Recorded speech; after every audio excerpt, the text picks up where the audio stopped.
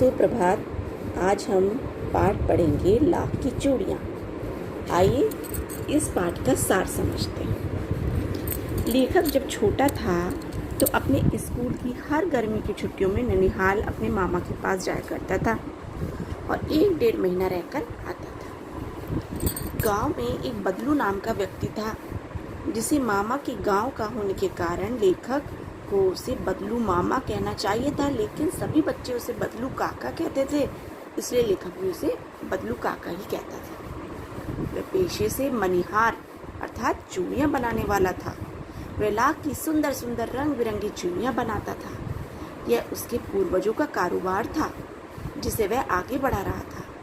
उसकी बनाई चूड़ियाँ इतनी प्रसिद्ध थीं कि उसके गांव के साथ साथ दूसरे गांव की स्त्रियाँ भी उससे चूड़ियाँ लेने आती थीं। लेखक का मामा के घर जाने का चाव का कारण था लाख की रंग बिरंगी गोलियां जो उसे बदलू दिया करता था। ये गोलियां सभी का मन मोह लेती थी। बदलू का मकान गांव में कुछ ऊंचाई पर था। मकान के सामने बड़ा सा आंगन था जिसमें एक नीम का वृक्ष था। उसी के नीचे वह अपना काम करता।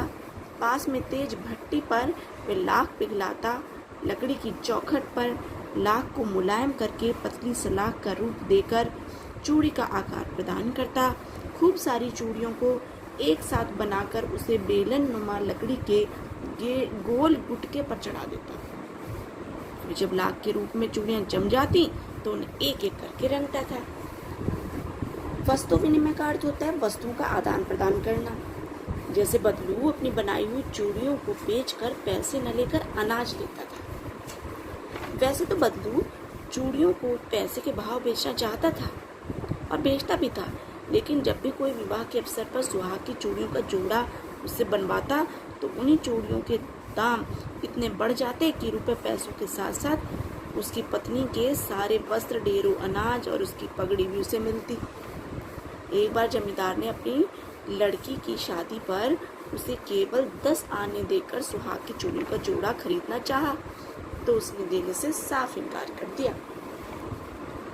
बदलू बड़े ही सीधे स्वभाव का था। वह कभी भी किसी से लड़ता झगड़ता नहीं था। कभी कभी जिद्दी अवश्य हो जाता था। जैसे जब भी कोई विवाह शादी के लिए चूड़ियों का जोड़ा लेता तो मनमानी चीजें व पैसे उनसे लेता। वह अत्यधिक स्वाभिमानी भी था। जमींदार से चूड़ियों के जोड़े के पूरे पैसे ना दिए तो उसने चूड़ियां देने से ही इनकार कर दिया। इसके अतिरिक्त प्रेम भाव उसमें इतना अधिक था कि इतने वर्षों के बाद भी जब लेखक उससे मिलने गया तो उसने उसकी खातिरदारी में कोई कसर न छोड़ी। बचपन में तो वह उसके लिए विशेष रूप से मलाई बचा कर रखता। वह रोज आम खाने को देता था। बदलू को कांच की चूड़ियों से अत्यधिक चिढ़ थी। यदि कोई स्त्री को कांच की चूड़ियां पहनने देखता तो अंदर ही अंदर ईर्ष्या से जल जाता। कभी कभी तो 2-4 बातें भी सुना देता था। बदलू को शहरी जीवन अधिक पसंद ना था। वह लेखक से शहरी जीवन के बारे में हमेशा बातें करता था। उसकी पढ़ाई व घर के बारे में पूछता। लेखक के उसे यह कहने पर कि शहर में स्त्रियां कांच की चूड़ियां पहनती हैं, वह स्पष्ट रूप से कहता कि शहरों की बात ही निराली है। वहाँ तो स्त्रियां पुरुषों का हाथ पकड़कर घूमती हैं और उनकी कलाइयाँ इतनी कमज़ोर होती हैं कि लाख की चूड़ियाँ पहनने पर उनकी कलाइयों में मोच आ जाती है। जब लेखक अधिक आम खाने से इनकार करता तो वह भी व्यंग करता, कहता कि शहर के लोग अधिक खा नहीं सकते। पिता की बदली दूर शहर में होने के कारण लेखक एक लंबी अवधि तक गांव न जा सका। वह लगभग 8-10 वर्ष के बाद गांव गया। अब उसका बदलू से लाख की रंग बिरंगी गोलियां लाने का चाव समाप्त हो चुका था। अब उसे बदलू का ध्यान ही ना आया, लेकिन एक घटना से उसे ध्यान आया। कैसे? और जाने, लेखक ने यह भी देखा कि गांव की सभी स्त्रियां अब कांच की चूड़ियां पहनने लगी। एक दिन अचानक लेखक की मामा की बेटी आंगन में फिसलकर गिर गई। उसके हाथ से कांच की चूड़ी टूट गई और उसकी कलाई में घुस गई और खून बहने लगा। लेखक ने उसकी मरहम पट्टी की तो उसे अचानक लाख की चूड़ियां बनाने वाले बदलू काका की याद आ गई। शाम को वह घूमते घूमते बदलू के घर पहुंच गया। बदलू का ठिकाना आज भी वहीं था। आज भी वह उसी नीम के पेड़ के नीचे चारपाई बिछाकर लेटा था। लेखक द्वारा अपना परिचय देने पर उसने लेखक को पहचाना। अब बदलू का शरीर क्षीण हो चुका था। उसके हाथों और माथे पर नसें उभर आई थीं। दमे की तरह खांसी भी उसे आ रही थी। बदलू के मन की व्यथा पता है क्या थी? लेखक ने जब काका से उसके काम के बारे में पूछा तो उसने जवाब दिया, काम तो कई वर्षों से बंद पड़ा है। अब मेरी बनाई चूड़ियां कोई नहीं पूछता। अब तो गांव-गांव में कांच की चूड़ियों का प्रसार हो गया है।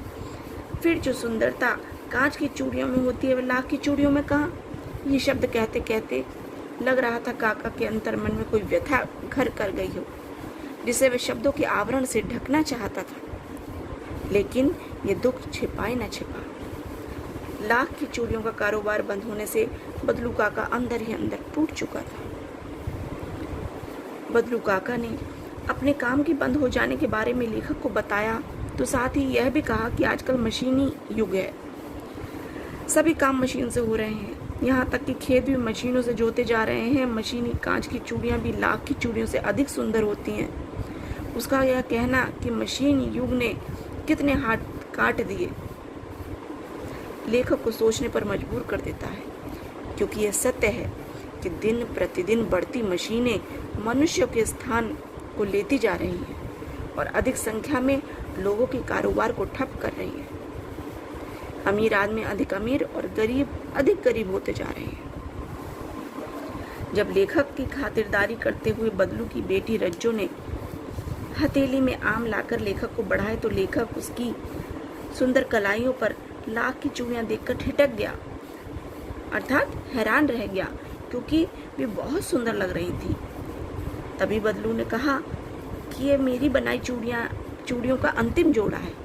जमींदार की बहन के लिए बनाया था, लेकिन सुहाग के जोड़े के केवल 10 आने दे रहे थे, इसलिए मैंने देने से इनकार कर दिया। यहाँ बदलू का स्वाभिमानी व्यक्तित्व उजागर होता है। लेखक को जब यह पता चला कि जमींदार द्वारा उसकी बहन के शादी का सुहाग का जोड़ा कम दामों में खरीदने पर बदलू ने देने से इनकार कर दिया, तो उसे बदलू काका पर गर्व हो आया। यह हालातों से उसे भले ही हरा दिया गया हो, लेकिन उसने अपने आप से हार नहीं मानी। उसका व्यक्तित्व कांच की चूड़ियों की भांति टूटने वाला नहीं है, वह स्वाभिमानी है। तभी तो चूड़ियों के जोड़े को कम दामों में बेचकर उसने अपने नियम को नहीं तोड़ा, भले ही जोड़ा ना बिका।